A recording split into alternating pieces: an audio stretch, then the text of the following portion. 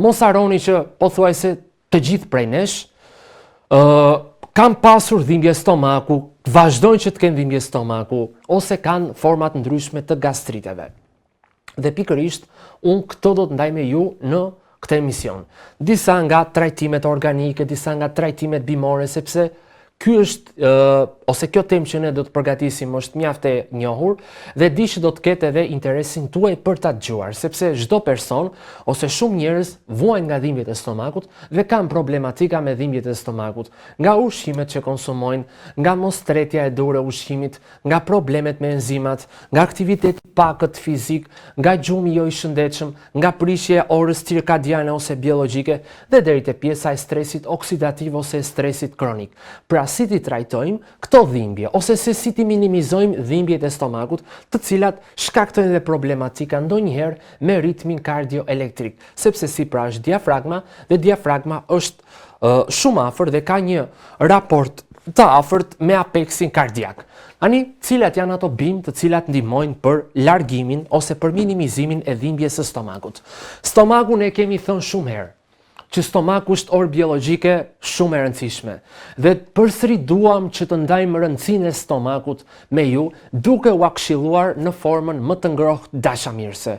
Kujdesuni për stomakun tuaj, kujdesuni për zorët tuaja, kujdesuni për ushqimin që vendosni në trupin tuaj. Mos imagjinoni organet si zorët, si stomakun, sepse kanceri i zorës trash është shtuar shumë.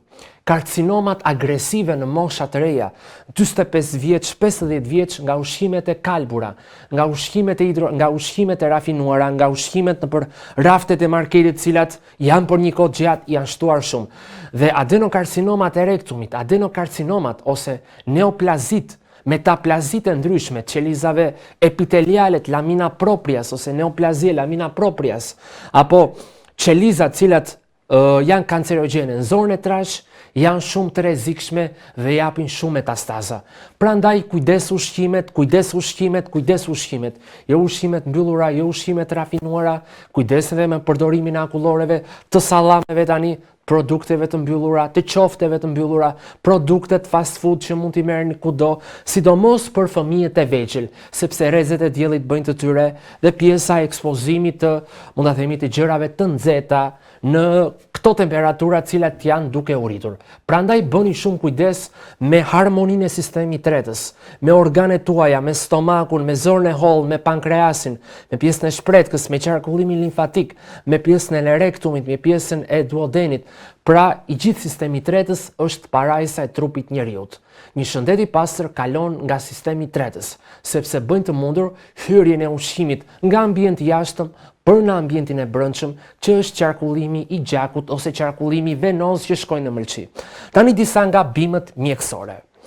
Do të përmend pak bimën e parë, e cila quhet nenexhiku ose mente piperita.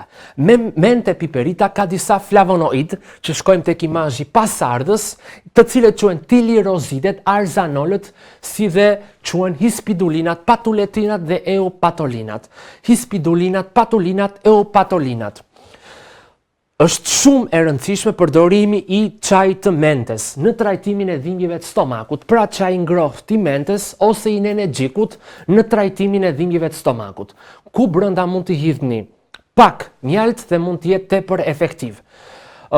Se si atë mund ta bëni, si fillim mund ta zgjeni vetëm 2-3 minuta ose 5 minuta dhe më pas mund ta konsumoni, ku dhe mund ta keni dhe të tharë pjesën e bimës. Dhe është mjaft efektiv për të minimizuar dhimbjet e stomakut. Pra, mentja ose nenexhiku, që në vendin tonë ndodhet me shumicë dhe përmban lëndë bioaktive të rëndësishme, tilirozidet, arzanolët, flavokavainat, ekinatinat, oleorezinat, përmban pjesën e vitaminës B6, piridoksaminën që përdoret për sintezën e aminoacideve, përmban vitaminën C, përmban lëndë të ndryshme si fosfor, si acide fenolike të rëndësishme, përmban njëkohësisht dhe një sasi të vogël mangani dhe magneziumi. Por është edhe, sepse ul receptor të histaminës, receptor të dy duke i bllokuar qelizave parietale të stomakut, dhe përmbante arzanolët, tilirozidet, eupatolinat, lutanorinat, përmbante hispidulinat, sikurse dhe patuletinat. Pra patuletinat, hispidulinat, eupatolinat, tilirozidet, arzanolët janë flavonoide që ndodhen tek kjo bimë. Hispidulinat, patuletinat kanë efekte bllokuese tek receptorët H2 të qelizat parietale, që janë receptorët proteinik të histaminës dhe që ndodhen kryesisht në zonën e muskulaturës së antrumit ose të pjesa e muskulaturës së lëmuar, që aty ndodhen shumë trakte nervore dhe që edhe vajmentes lehtëson dhimbjet e stomakut. Dhe vajmentes, por dhe bima e mentes ose e energjikut. 1 filxhan deri në 2 filxhan në ditë për trajtimin e dhimbjeve të stomakut. Kemi gingerin, është fantastik gingeri, pluhuri gingerit me mjalt ose pluhuri gingerit me kanellë. Gingeri është fantastik për të lehtësuar dhimbjet e stomakut sepse përmban dhe antioksidantë të ndryshëm dhe acide fenolike të ndryshme. Madje gingeri është edhe efektiv për të lehtësuar kur ju konsumoni shumë ushqim, bën të mundur ne i themi retropulsionin gastrik ose retropulsionin gastroantral apo retropulsionin gastroduodenal. Retropulsion do të thotë lëvizje motorike në zonën e në rajonin ose në pjesën e strukturës në rajonin oksintik. Pra, çaj gingerit me pak mente ose me pak mjalt ndihmon në minimizimin e dhimbjeve të stomakut, kur keni ngrënë shumë ushqim, por dhe kur keni konsumuar alkool apo ushqime të mbyllura. Dhe konsumimi i gingerit ose i çajit gingerit me pak mjalt ndihmon në uljen e intensitetit të dhimbjeve të stomakut. Pra, ndihmon në minimizimin e dhimbjeve të tyre. Kalojmë pak tani dhe tek një bimë fantastike. Unë këtë bimën fantastike e dua shumë. E dua shumë dhe pothuajse çdo njeriu ose çdo pacienti, çdo personi që unë mund të takoj, ja këshilloj. Bëhet fjalë për finokun. Finoku ka flavonoid shumë të rëndësishëm dhe këto degët këtu quhen koper ose mund t'i quajmë dhe majdanoz. Finoku, pjesa lëvore së finokut, por dhe pjesa e brendshme e finokut ka disa flavonoid tepër të rëndësishëm qetësuese, të cilat quhen rubiadinat, kimafilinat, gitaloksinat, dimetilsuberozinat, dimetoksifumit-remorginat, hidroksioksidtirokaliku. Pra këto janë lëndë të rëndësishme bioaktive, ka tanen të rëndësishëm, ka acide fenolike të rëndësishme, ka antocianina të rëndësishme, pra antioksidantët te stomaku mbrojnë mukozën, antioksidantët tek finoku mbrojnë mukozën e stomakut. Dhe çaji i finokut, i bërthamave të finokut, pra e kemi fjalën për bërthamat e finokut, sepse finokun vetë mund ta konsumoni në sallatra, në gatime dhe mund t'ia jepni shumë edhe fëmijëve sepse është një ushqim i shëndetshëm, mund ta themi ne, sepse rritet në tokë.